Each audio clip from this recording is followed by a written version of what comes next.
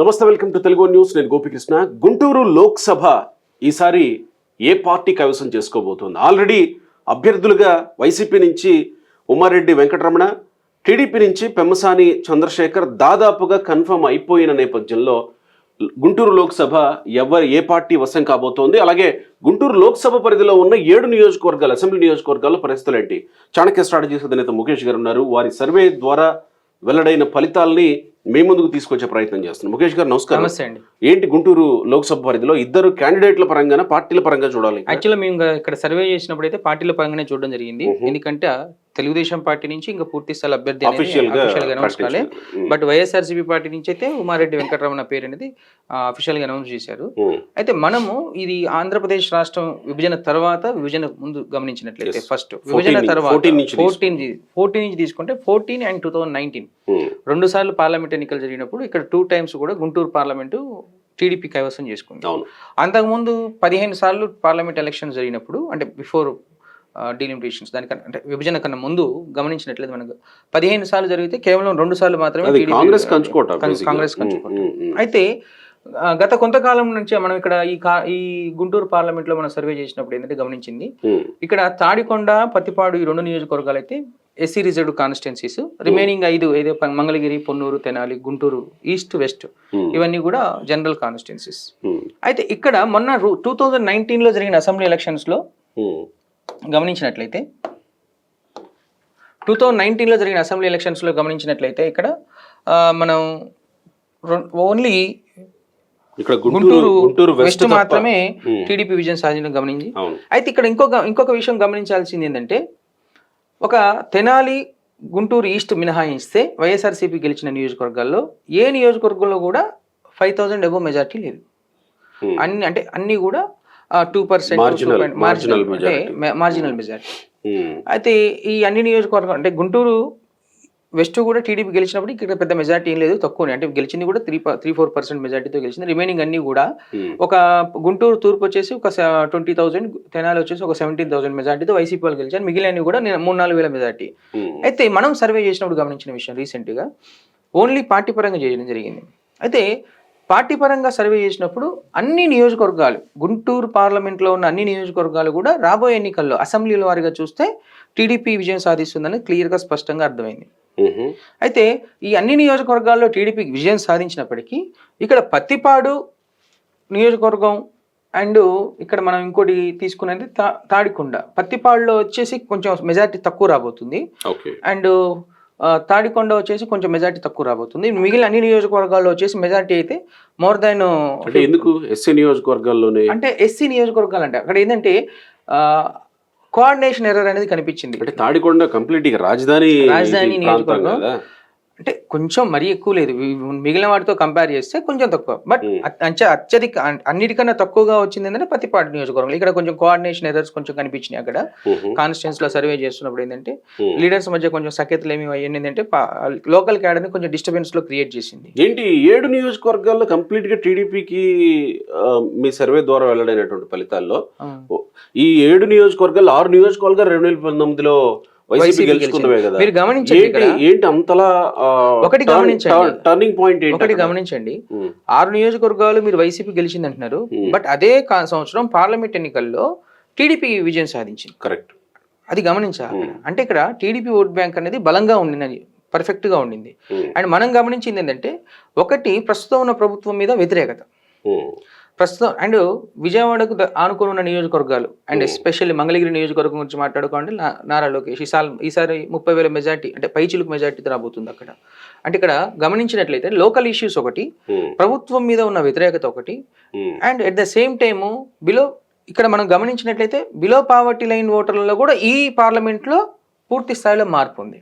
అంటే రూరల్ ప్రాంతాల్లో below poverty line ఓటర్లలో కొంచెం అటు ఇటు కన్ఫ్యూజన్ ఉన్నా, ఏంటి ఈ ప్రాంతం వాళ్ళ ఆస్పిరేషన్స్ ఏమున్నాయి? మెయిన్ ప్రధాన అంశం రాజధాని అంశం ఒకటి, రాజధాని అంశము ప్లస్ ఇంకొకటి లోకల్ ఇష్యూస్, అక్కడ ఉన్న ఎమ్మెల్యేస్ మీద యాంటీ ఇన్కంబెన్సీ, ఇవన్నీ గుర్తించి ఇవన్నీ కలగలుపుకొని క్యాండిడేట్ల షఫ్లింగ్ ఏమన్నా ప్రభావం చూపించే అవకాశం. ఇప్పుడు గుంటూరు 2 ఉంది. క్యాండిడేట్ల షఫ్లింగ్ అనేది మీరు అన్నారు కదా, పాయింట్ మంచిగా ఎత్తుకున్నారు. క్యాండిడేట్ల షఫ్లింగ్ అనేది రాష్ట్రం మీదనే పెద్దగా ప్రభావం చూపించట్లే. ఎందుకంటే అసలు వ్యతిరేకత వచ్చింది ప్రభుత్వం పాలన మీద వ్యతిరేకత కనిపించింది అక్కడ. అంటే మేము వేరే వేరే పార్లమెంట్లో కూడా సర్వే చేస్తున్నాం.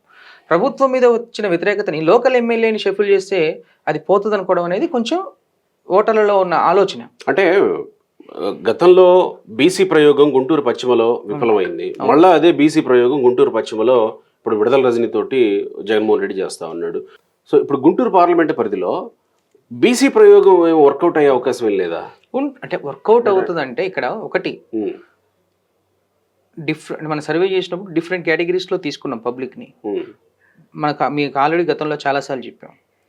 ఏంటిది, రైతులు కావచ్చు, ఎంప్లాయీస్ కావచ్చు, అంటే మీ సర్వే పరిధిలో ఏ వర్గాలను తీసుకున్నారు మనం విభజించిన విధానం. అదేవిధంగా అర్బన్ ఏరియా ఓటర్లు ఏమంటున్నారు, రూరల్ ఏరియా ఓటర్స్ ఏమంటున్నారు, కొత్త ఓటర్లు 18 to 25 years ఏజ్ ఓటర్స్ ఏమంటున్నారు, అంటే ఇప్పటివరకు ఓట్ అయిన వాళ్ళు 25 years ఎబో అంటే 25 to 30 years ఏమంటున్నారు, 45 years ఎబో దాటిన మహిళలు ఏమంటున్నారు, ఏజ్ బిలో మహిళలు ఏమంటున్నారు. అంటే ఇన్ని అంశాలని ప్రామాణికంగా తీసుకొని మనం సర్వే నిర్వహించినాం. ఇవన్నీ గమనించినట్లయితే కొత్త ఓటర్లలో సుమారు 70%, 60 to 70% ఈసారి టీడీపీకి పూర్తి స్థాయిలో కన్సాలిడేట్గా ఉన్నారు. అండ్ మహిళల్లో స్పెషల్గా చెప్పాలంటే మహిళలు కూడా పూర్తి స్థాయిలో 45 years ఎబో మహిళల్లో కొంచెం కన్ఫ్యూజన్ ఉంది. వాళ్ళు కూడా అడిగినప్పుడు కొంచెం బెనిఫిషరీస్ ఉంటారు కదా, అదే చెప్తుంది. అదే 45 years ఎబో అంటే బెనిఫిషరీసే వాళ్ళు. And at the same time below poverty లైన్లో అమ్మఒడి కానీ ఈ ఏదైతే ఉన్నాయో పథకాలు ఇస్తున్నాడో, ఏ ఇంటికైతే 1-2 పథకాలు వస్తున్నాయో వాళ్ళల్లో కూడా మార్పు. అంటే ఇవి డబ్బులు బెనిఫిషరీస్ గురించి ప్రజల్లో సర్వే చేసినప్పుడు, అంటే ఈ క్వశ్చన్ అడిగినప్పుడు ఏమంటున్నారంటే 2014, 2009, 2004 ఏ ప్రభుత్వం ఉన్నా బెనిఫిట్స్ అనేది వెల్ఫేర్ స్కీమ్స్ అనేవి ఇస్తుంటవి, అందులో ప్రాబ్లం లేదు. కానీ ఇక్కడ ఏంటంటే డెవలప్మెంట్ చూస్తున్నారు ప్రజలు. మెయిన్ ఆ డెవలప్మెంట్ అనే అంశాన్ని ఆల్రెడీ ప్రజలు క్వశ్చన్ చేయడం మొదలుపెట్టారు రిటర్న్ సర్వేలో. దానివల్ల ఏమవుతుందంటే మార్పు ఉంది అనే అంశం మేము గమనించడం జరిగింది. ఈ మార్పు అనేది ప్రజలు రేపు పొద్దున ప్రభుత్వ మార్పు సైడే ఉంటారు, యాంటీ ఇన్కంబెంట్ సైడ్ ఉంటారు. కాబట్టి 100% రేపు పొద్దున ఎలక్షన్స్లో ఇది యాంటీ ఇన్కంబెన్సీ టీడీపీ వైపు, కూటమి వైపు మళ్ళీ అవకాశం ఉన్నట్లు ఒక సైంటిఫిక్ అనాలిసిస్ అనేది తీసుకున్నాం. అండ్ రిమైనింగ్ అంటే ఎవరైతే క్యాండిడేట్లు ఎవరు ఉంటారు, జనసేన పోటీ చేస్తుందా, టీడీపీ పోటీ చేస్తుందా అనే కన్ఫ్యూజన్ లేదు అక్కడ. దాని జోలికి మీరు వెళ్ళారా లేదా? వెళ్ళాం ఆల్రెడీ. అంటే మేము అడుగుతాం కదా క్వశ్చన్, టీడీపీ జనసేన కూటమికి ఎలా ఉంది, జనసేనకి ఎలా ఉంది, టీడీపీకి ఎలా ఉంది అని డిఫరెంట్ కేటగిరీలో తీసుకున్నప్పుడు టీడీపీ ఓటర్స్, జనసేన ఓటర్స్ ఈ అలయన్స్ యాక్సెప్టెన్స్ 99% యాక్సెప్ట్ చేస్తున్నారు. ఈ యాక్సెప్ట్ చేయడం అనేది రేపు పొద్దున ఈ కూటమి విజయం దిశగా వెళ్ళిపోతుంది.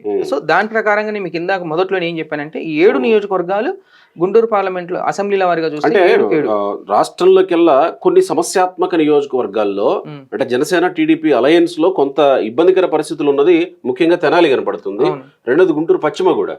గుంటూరు పశ్చిమ కొంతమంది అడుగుతున్నారు టీడీపీ వాళ్ళు, కొంతమంది జనసేన వాళ్ళు అడుగుతున్నారు. తెనాలి ఆల్రెడీ మనకు తెలిసిందే కదా, మనం గమనించాల్సింది విషయం టికెట్లు అడగడము, వాళ్ళు ఇవ్వడం అనేది వాళ్ళ ఇంటర్నల్ ఇష్యూస్ కోఆర్డినేట్ చేసుకోవడం. కానీ ఓటర్లు ఆల్రెడీ డిసైడ్ అయ్యారు. నేను అదే అంటున్నా, ఓటర్లు మనం సర్వే చేస్తుంది ఓటర్లని, లీడర్లని కాదు. అది మీరు గుర్తుంచుకోవాల్సిన విషయం. ఓటర్లు ఆల్రెడీ డిసైడ్ అయ్యారు. ఏం డిసైడ్ అయ్యారంటే ప్రభుత్వ మార్పు అనే అలయన్స్ ఉంటే అలయన్స్ కి, అలయన్స్ లేకపోతే లేకపోవడం అంటూ ఉండదు. ఎవరు పోటీ చేసినా సిద్ధం, గెలిపించుకోవడానికి సిద్ధంగా ఉన్నారు. సో ఓటర్లు ఫుల్ క్లారిటీగా ఉండడం గమనించడం జరిగింది. సో అసెంబ్లీ సెగ్మెంట్ల వారిగా చూస్తే 7 నియోజకవర్గాలు కూడా పూర్తి స్థాయిలో టీడీపీ విజయం సాధిస్తుంది. మరి ఆ పార్లమెంట్ విషయానికి వస్తే లోక్సభ ఇంకా ఈజీ అయిపోతుంది గెలుపు. అయితే ఇక్కడ మీరు 2 క్వశ్చన్లు అడగవచ్చు. ఒకటి, మొన్న అన్ని వైసీపీ గెలిచింది, ఒక టీడీపీ పశ్చిమ తప్ప. బట్ పార్లమెంట్కి వచ్చేసరికి టీడీపీ గెలిచింది. అవును, ఈసారి అన్ని టీడీపీ గెలుస్తుంది, మళ్ళీ వైసీపీకి ఛాన్స్ క్వశ్చన్ కూడా ఉండొచ్చు. కానీ ఒకటి గుర్తుపెట్టుకోవాలి, పార్లమెంట్ మళ్ళీ ట్విస్ట్ అంటే క్వశ్చన్ వస్తుంది ఆటోమేటిక్గా. ఇప్పుడు అభ్యర్థిని బట్టి, పార్లమెంట్ అభ్యర్థిని బట్టి మారుతుంటది కదా. కానీ ఇక్కడ మనం గమనించింది ఏంటంటే ఆల్రెడీ వైఎస్ఆర్సీపీ పార్టీ ఉమారెడ్డి వెంకటరమణని ఆల్రెడీ అక్కడ డిసైడ్ చేసింది. బట్ టీడీపీలో పెమ్మసాని చంద్రశేఖర్ కూడా పూర్తి స్థాయిలో అక్కడ గ్రౌండ్ వర్క్ ప్రిపేర్ చేసుకుంటున్నాడు. అయితే ఇక్కడ పార్లమెంట్లో ఏ పార్టీకి ఓటేస్తారన్నప్పుడు కూడా ఆల్మోస్ట్ 70% టీడీపీ పేరు చెప్పేశారు అలయన్స్. అంటే అటు అసెంబ్లీ కానీ ఇటు పార్లమెంటు కానీ పూర్తి స్థాయిలో గుంటూరు ఓటుకు క్రాస్ అయ్యే అవకాశం లేదు, తక్కువ లేదు, 0.5% అంతకన్నా ఎక్కువ లేదు. సో ఇక్కడ వైసీపీకి ఈ పార్లమెంట్ పరిధిలో వైసీపీకి అసెంబ్లీ కానీ పార్లమెంట్ కానీ రాబోయే ఎన్నికల్లో ఛాన్స్ లేదని మన సర్వేలో క్లియర్ గా స్పష్టమైంది. సో అండ్ మెజారిటీ కూడా పూర్తి స్థాయిలో చెప్పాలంటే ఈసారి టీడీపీకి పోయినసారి గల్లా జయదేవ్ గారు గెలిచింది తక్కువ మెజారిటీ.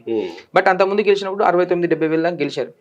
బట్ ఈసారి మాత్రం ఈ లోక్సభ పరిధిలో మనం కాన్స్టిట్యున్సీ వాజ్గా చూసుకున్నట్టయితే పూర్తి స్థాయిలో సుమారు 1.5 నుంచి 2 లక్షల మధ్యలో మెజారిటీ అనేది ఈ పార్లమెంట్ నుంచి రాబోతుందని ఒక సైంటిఫిక్ అనాలిసిస్ జరిగింది. సో మీరు ఇక ఎవరు అభ్యర్థులు అనే జోలికి వెళ్ళలేదు, అటు వైసీపీ ఓట్ బ్యాంక్ నేను చెప్తుంది, ఇటు టీడీపీ గానీ పార్టీల ఆధారంగానే పార్టీల ఓట్ బ్యాంక్ ఆధారంగా రాబోయే ఎన్నికల్లో గుంటూరు పార్లమెంట్ టీడీపీ గెలవబోతుందని క్లియర్ గా స్పష్టంగా. రైట్ ముఖేష్ గారు, థ్యాంక్ యూ.